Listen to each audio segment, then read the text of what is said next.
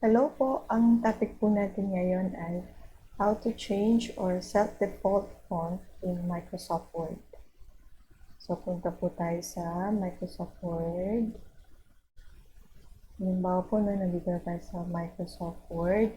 Makikita niyo po yung parang default font niya. Dito po sa normal, dito po sa under sa styles. Makikita niyo po calibri size 11. So, halimbawa gusto mo po siyang gawing Times New Roman, size 12. No? Punta ka lang po dito sa My Font.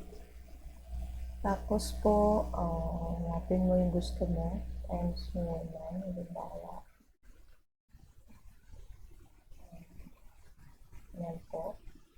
Tapos size 12. Tapos po, dito sa may set as default, click mo lang po yan. Tapos po, gusto mo sa all documents based on the normal template.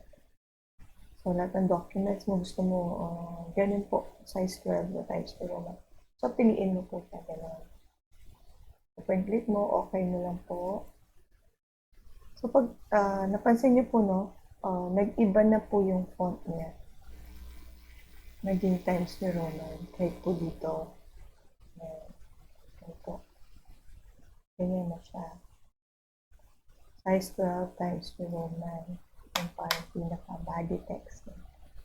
So, halimbawa, nag-new document ka po na. Dito po, file new, or control N. So, mapapansin niyo po yung nag-control new tayo. Yung pong pinaka-font niya, Times New Roman na po. Size 12. No? Copyin po natin itong ating yan.